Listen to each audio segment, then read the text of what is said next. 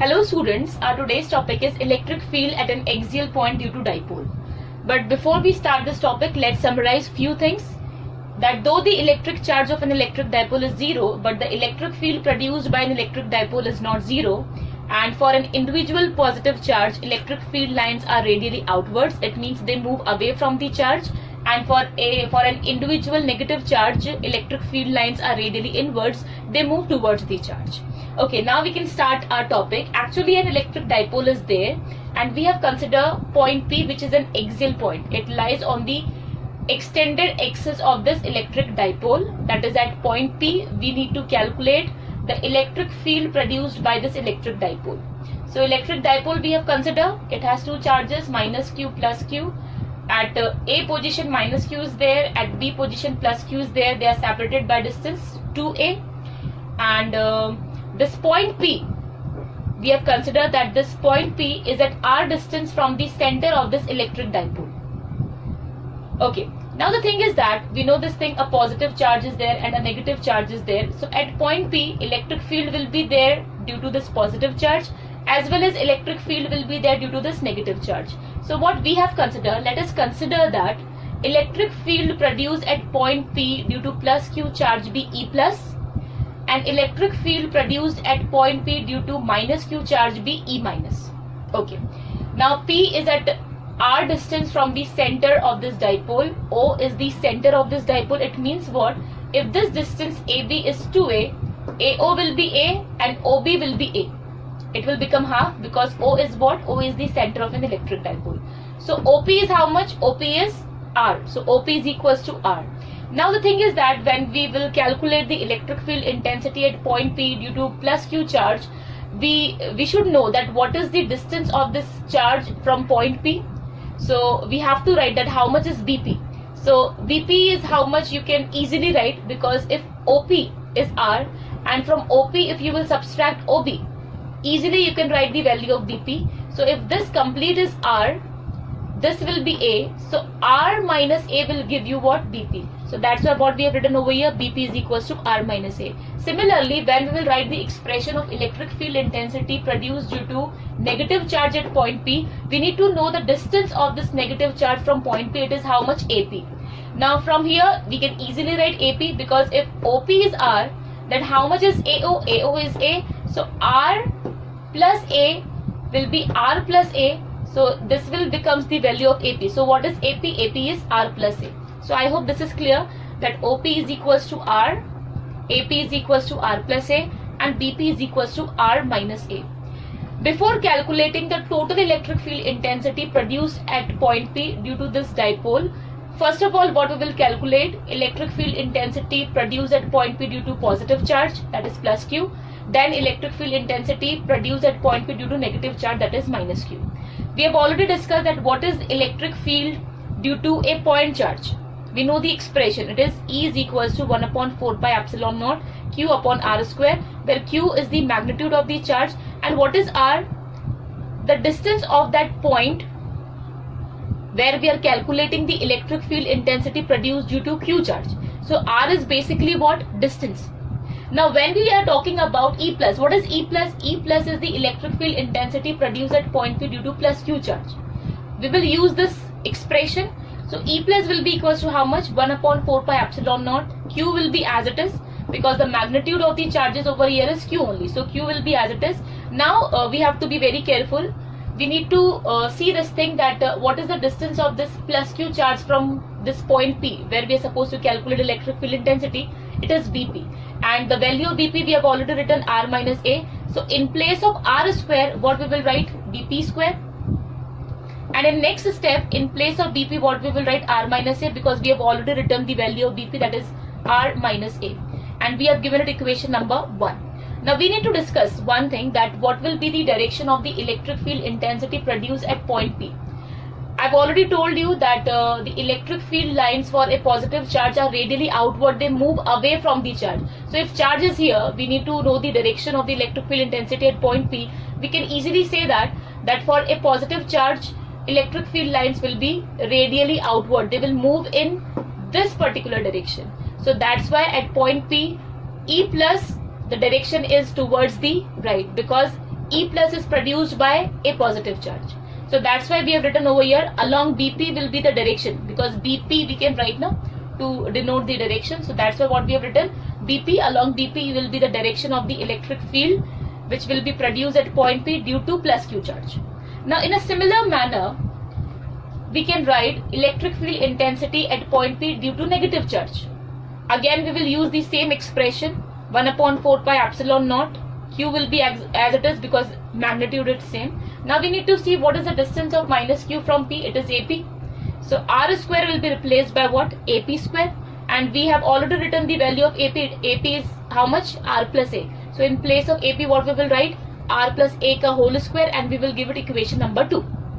Now again we can discuss the direction of the electric field intensity, that is E minus, at point P.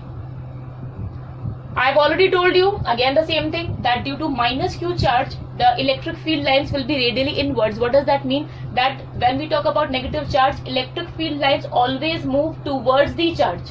It means the direction will be like this.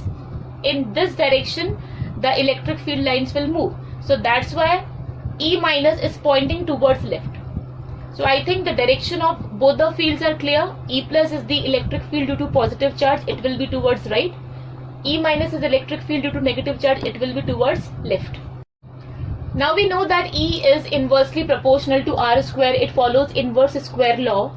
It means that if R is less, E will be more. What is R? The distance of that point from the charge. If it is less, the electric field intensity produced by that charge at that particular point will be more. Like here, plus Q, if we talk about plus Q is nearer to P. The distance is less. It means electric field intensity at point P due to plus Q will be more. And if I talk about minus Q is far away from P. The distance is more. It means what? Electric field intensity at point P due to minus Q charge will be less. So we can say that E plus will be greater than E minus. Why? Because BP is less than AP. And we have written it in accordance with this thing, that E is inversely proportional to R square. Now at point P, if you see these two vectors, they are collinear vectors, they are moving in opposite direction. And one more thing we have already discussed, that E plus is greater than E minus. So if I'll ask you that what will be the net electric field at point P, so you will say that the net electric field at point P will be the difference of these two vectors, where E minus will be subtracted from E plus. Why? Because E minus is smaller than E plus.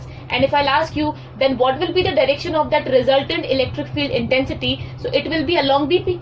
It will be along BP in the direction of E plus, because E plus is greater than E minus. Now this we can also write in accordance with the parallelogram law of vectors. If you will apply that R is equals to under root A square plus B square plus 2AB cos theta, and in place of theta what you will write 180 degree, so you will get the same step. So that also you can use, and directly also you can write. So E is equals to E plus minus E minus. Now from equation number 1 and from equation number 2, we can easily substitute these values of E plus and E minus in this particular step. So in place of E plus, we have written this from equation number 1. In place of E minus, we have written this from equation number 2. Now in this step, you can clearly see that Q upon 4 pi epsilon naught is common. So it is taken out common from both the terms. In bracket, you will have this 1 upon R minus A whole square from this term minus 1 upon R plus A whole square from this term. So we are here. Now in this step, simple mathematics is used over here. They are to multiplied, and if you will take LCM or if you will cross multiply, you will have this R plus A ka whole square minus R minus A ka whole square, and upon this will go in multiplication. So we are here in this particular step. Now in next step, R plus A whole square, we can apply identity over here, A plus B ka whole square. We know the identity, A square plus B square plus 2AB. So in accordance with this identity, it is written R square plus A square plus 2AR. Similarly here also for R minus A ka whole square, we can apply that identity, A minus B ka whole square. So it will be A square minus B square, A square plus B square minus 2AB. But since negative sign is there, so if you will open the bracket, this negative sign will be multiplied, so all the sign will change. And in denominator again one more identity is used. We know this thing, A minus B into A plus B is A square minus B square and whole square as it is. So I think this step is clear. Now from here you can clearly see in numerator, this R square and this minus R square will get cancelled. this a square and this minus a square will get cancelled. Now this 2ar and this 2ar will get added up, so it will give you what, 4ar, and denominator as it is, and this q upon 4 pi epsilon naught as it is. Now we can what we can do, this 4ar could be written as 2a into 2r, and this q could be included in this bracket. Why we are doing it? Because we know this thing, what is q into 2a?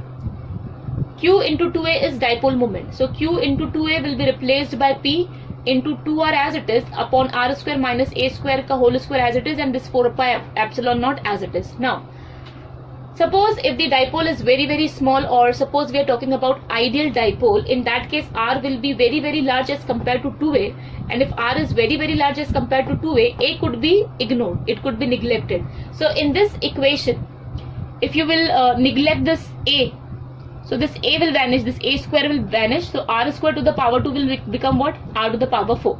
So in next step what we have written, r to the power 4 we have written instead of this term. Now this r, it will get cancelled from this, so if one r will get cancelled from this, r, it will become r cube. So in next step what we did, E is equals to 1 upon 4 pi epsilon naught 2p upon r cube. Now here in vector form it is written. The thing is that I've already told you that what is the direction of the dipole moment. P is what, dipole moment, and the direction of dipole moment is always from negative to positive charge. Negative to positive charge means what? In this direction, it means along BP. Along BP means what? We have already written what will be the direction of the net electric field intensity at point P.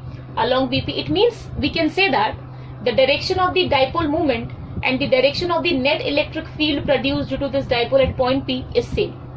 So that's why we have written E vector is equals to 1 upon 4 pi epsilon naught 2p vector upon r cube.